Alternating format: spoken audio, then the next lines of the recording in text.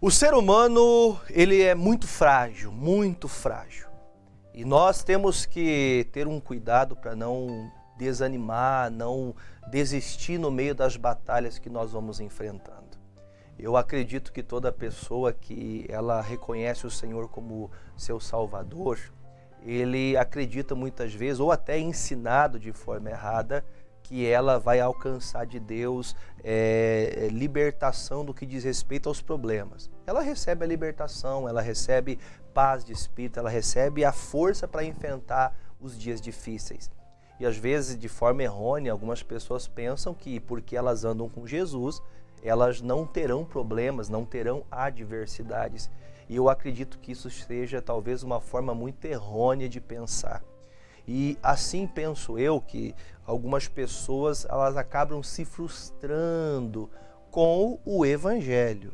Por quê? Porque elas pensam que Deus enganou elas. Elas acham ser enganadas porque não estão conhecendo a Deus segundo a sua plenitude, segundo o que ela lê. Ela lê, ela estuda, ela escuta o pastor pregar que Deus faz, que Deus opera, que Deus está junto com a gente, mas os problemas que você vive parece ser mais forte do que aquilo que a palavra diz. Embora, de certa forma, seja uma verdade esse pensamento para aqueles que estão talvez atolados nos problemas da vida, nos piores problemas da vida, ela se acha que talvez Deus permitiu que ela vivesse para sofrer. E não é isso. Deus não quer que você sofra, mas nós aprendemos com o próprio Cristo. O Senhor Jesus disse, no mundo vocês vão ter aflições, vão ter batalhas a ser batalhadas e vocês têm que enfrentá-los. Não se preocupe, porque eu venci o mundo. Quer dizer, o mundo já foi vencido, você não precisa vencê-lo novamente. Você só precisa dar crédito à palavra. Você só precisa se propor e se colocar neste lugar. O apóstolo Paulo, tentando trazer para a gente um entendimento acerca disso, para a gente nunca desanimar, e ainda que a gente venha ter essa fraqueza humana, ele fala com a gente aqui em Romanos 8, a partir do versículo 18. Romanos capítulo 8, a partir do versículo 18 assim. Porque para mim, eu tenho por certo, ou seja, ele fala dele mesmo, que ele garante que ele crê. Tenho certeza que as aflições que esse tempo traz, as dificuldades que esse tempo está trazendo, esse tempo presente, não são para comparar com a glória que ainda em nós há de ser revelada. Então veja que, por mais frágeis que nós sejamos, por mais que nós muitas vezes nos desmotivamos com os percalços da vida, com aquilo que não deu certo, com aquilo que nós não conseguimos alcançar, ou porque ainda não chegou o momento, ou porque aquilo não era para eu fazer, não era para eu chegar a tais propósitos. Nós temos que aprender a andar sempre na direção da palavra para nós não nos frustrarmos, essa é a palavra. Para a gente não procurar aquilo que Deus não pediu que nós não procurássemos. Tem coisas que Deus lhe deu direção, você não faz, mas aquilo que Deus não te deu, você acaba fazendo. Como o próprio Paulo disse, a vontade que eu tenho de fazer, muitas vezes não faço. O bem que eu quero, eu não faço, mas o mal que eu não quero, eu acabo fazendo. Isso é a fragilidade do homem. E muitas vezes nós nos pegamos, eu posso dizer talvez na maioria das vezes da nossa vida, em todo o momento da nossa vida, nós conseguimos perceber que nós sempre estamos batalhando contra alguma coisa, seja ela na vida emocional, sentimental, seja com a família, com filhos, com familiares, marido, esposa, financeiramente, na saúde, nós todos os dias estamos lutando, pleiteando. Só que o Paulo, ele faz uma pequena análise do coração dele. Eu não posso falar para você que vai mudar a tua vida a partir de agora, depois dessa pregação, se você não pegar essa palavra. O que é você pegar? Você absorver. Se essa palavra não encher o seu coração, se você não se motiva pela pregação da palavra de Deus, pelo Evangelho revelado para você, em trazendo a você o conhecimento das coisas de Deus, é difícil você conseguir mudar ou sair do 0 a 0, sair da situação que você está. Então, pensando nisso, Paulo fala, olha, eu tenho dentro do meu coração, eu tenho certeza que os problemas que eu passo hoje, as aflições do tempo presente, As aflições do que você acorda de manhã, às vezes eu brinco com o pessoal, tem gente que acorda de manhã, ela levanta, coloca um leite para esquentar, para tomar um leitinho com café, vai escovar o dente, quando volta o leite derramou. E a pessoa já fica nervosa. Aí ela vê, olha pro relógio, passou o horário, passou limpando ali o fogão, aí ela sai correndo para poder pegar o ônibus. Chega lá no ponto de ônibus, o ônibus já foi. Passou antes da hora, passou 1 minuto antes. Você chegou exatamente na hora e o ônibus passou 1 minuto antes. Perdeu o ônibus. Aí você fica mais irritado ainda. Aí você vai para o trabalho a pé, correndo para poder chegar no trabalho. Chega na empresa, chegando na empresa, começa a chover, um carro passa na poça d'água e te molha.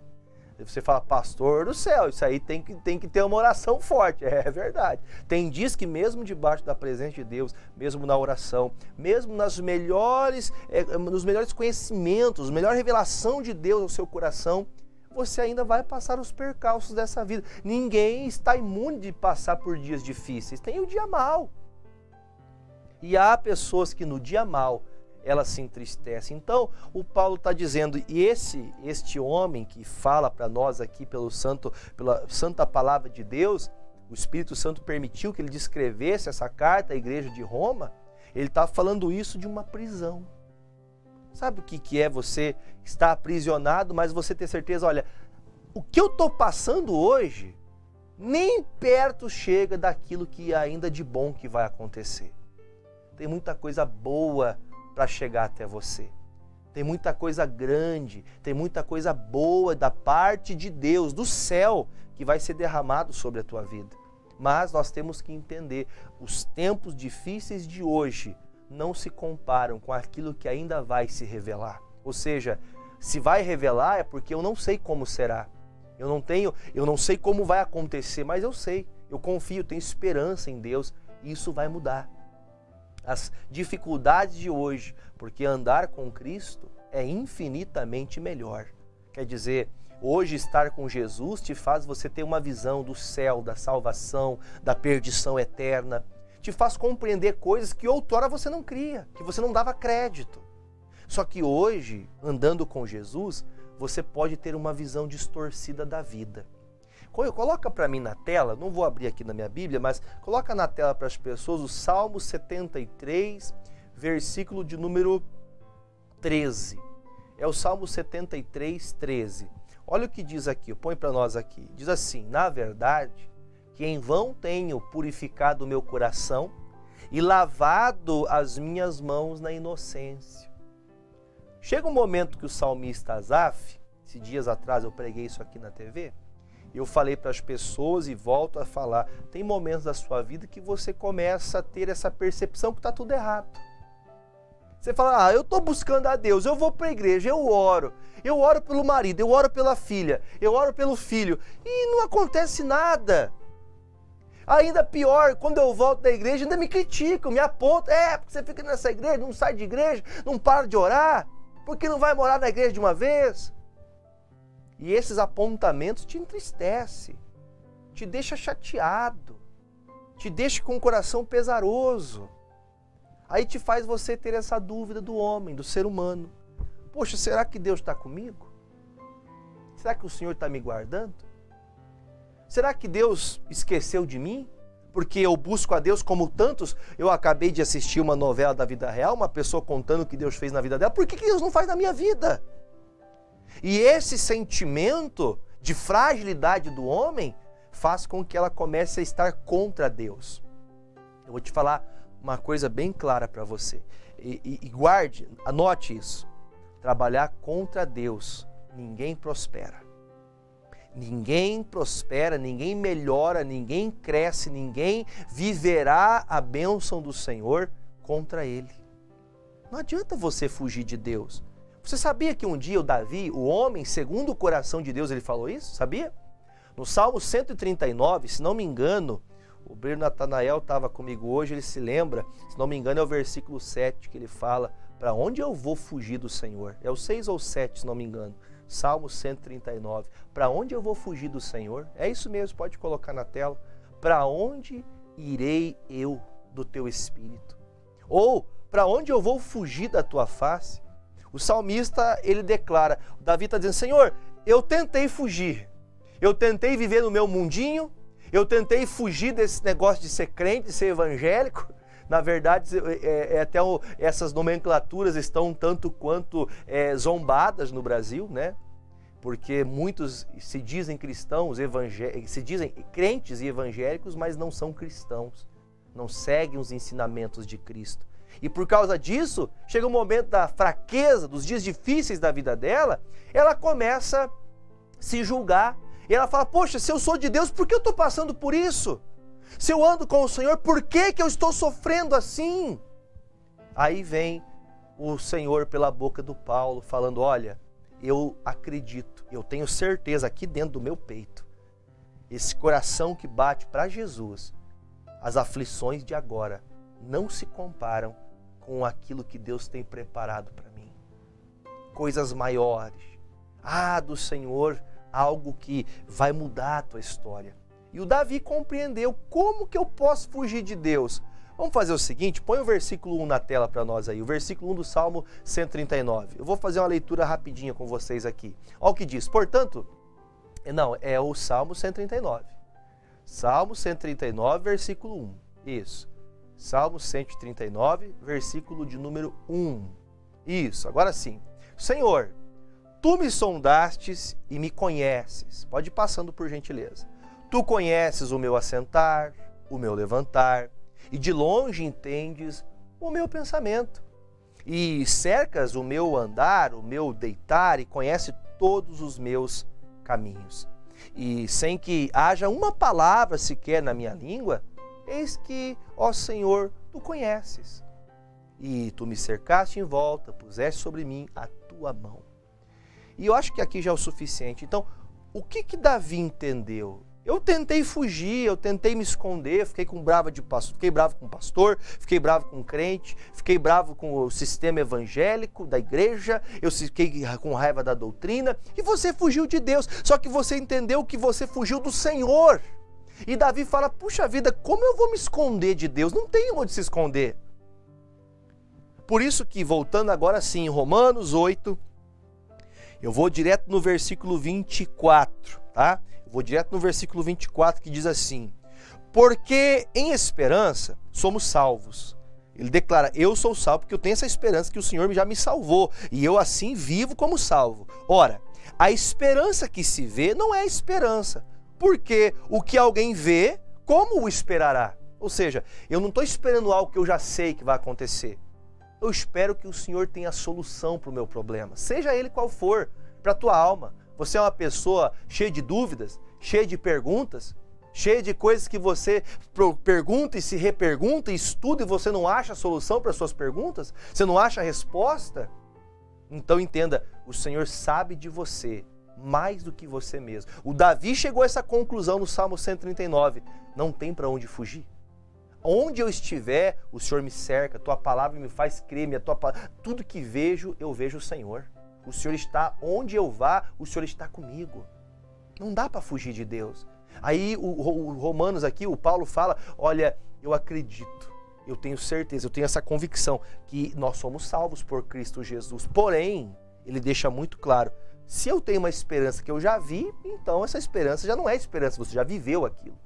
Agora, quando você espera do Senhor, você sabe que vai vir o melhor. Quando você espera do homem, o homem pode falhar, as pessoas podem falhar, mas Deus não falha. Quando você espera de Deus, quando você confia nas piores batalhas, na pior fraqueza sua, porque o Paulo aumenta agora o caldo, né? O versículo 25 ele fala, mas se esperamos o que não vemos, com paciência esperamos. Ou seja, nós não sabemos como Deus vai resolver, mas Deus vai resolver, Ele vai de alguma forma, e eu tenho que ter paciência para isso. Aí ele fala no 26, e da mesma maneira também o Espírito Santo de Deus, ajuda as nossas fraquezas. Então, a fraqueza do homem, não há como, por exemplo, lidar com certas coisas da emoção, da alma do ser humano, que muitas vezes nós ficamos abatidos. Quem nunca se achou a pior pessoa do mundo? Quem nunca olhou para o espelho e falou, meu Deus do céu, eu não quero viver mais. Quantas pessoas nessa atitude, o diabo laçou a mente dela, ela foi lá e deu cabo da vida dela, tirou a própria vida. Quantas pessoas tentando tirar o problema momentâneo, tentando, eu vou me matar que o meu problema acaba. O problema não acaba. O problema ele só vai aumentar. Por isso que você vê claramente o Paulo falar, eu tenho uma esperança, não sei como, de que forma Deus vai agir, mas Ele vai agir em meu favor. Porque o Senhor sabe que o homem é fraco. O Senhor sabe da fraqueza do ser humano. E sabendo da fraqueza do ser humano, Ele então intercede por nós com o seu Espírito Santo. Então, nós que andamos com Cristo e temos esse conhecimento de Deus, porque o apóstolo Paulo fala, deixa eu pegar o versículo que ele usa aqui, anterior a esse que a gente leu agora, o versículo 19, o pastor pulou um pouquinho, mas eu volto ao 19 agora, Romanos 8,19, que diz assim, porque a ardente expectação da criatura espera a manifestação dos filhos de Deus. Aqueles que não são de Jesus estão esperando eu e você, nós que cremos em Cristo, nós que temos a nossa esperança já consolidada, nós consolidamos no coração que Deus há de trabalhar por nós, como disse em Hebreus. O que há de vir virá e não tardará. Um pouquinho de tempo, um poucochinho é o suficiente, mas eu tenho que ter essa viva esperança dentro do meu coração. Então veja que muitos estão olhando para a tua forma de você crer. E diga-se de passagem, você que é cristão, você tem que ser o exemplo como Jesus é para nós. O que Cristo faz em você tem que ser um motivo para pessoas, familiares, quererem andar como você anda, seguindo, caminhando com Jesus Cristo. Por isso que chega momentos que a fragilidade do homem faz você pensar, o que adianta ir para a igreja? O que adianta orar? O que adianta fazer coisas certas? Não é o que está falando o Asaf no Salmo 73? O que adianta? Eu busco a Deus, mas olha aí, só estou passando dificuldade. E o Paulo fala, olha, tem muita gente olhando para você com fé, mesmo na sua dificuldade, vendo você sorrindo e tendo esperança. Eu já vi pessoas no leito de morte, louvando a Deus, porque sabem que a vida, a verdadeira vida daquele que anda com Deus, não é essa aqui. Porque há uma vida, a qual estaremos com o corpo glorificado diante do nosso Deus. Assim como Ele é, nós o veremos. Há uma esperança que ainda vai se revelar e é nela que me firmo todos os dias. Eu estou aqui falando isso para você porque eu tenho certeza disso. Isso é uma convicção do meu coração, isso é uma convicção da palavra. Eu não abro mão disso. Eu sei que o Senhor virá. Ele vai me resgatar. Ainda que sejamos muito frágeis, porque ele termina dizendo, deixa eu vir para cá agora, ainda que nós sejamos muito frágeis, lá no versículo de número 26. E da mesma maneira, também o Espírito ajuda nas nossas fraquezas, porque não sabemos como havemos de pedir, como convém, mas o mesmo Espírito intercede por nós com gemidos inexprimíveis. E aquele que examina os corações sabe qual é a intenção do Espírito, e é Ele que, segundo Deus, intercede pelos santos, por aqueles que andam com Deus. Agora, por fim, leia junto comigo nessa leitura agora, faça essa leitura, declare com a tua boca agora. E sabemos que todas as coisas contribuem juntamente para o bem daqueles que amam a Deus, daqueles que são chamados por seu decreto. Deus te chamou para fazer diferença.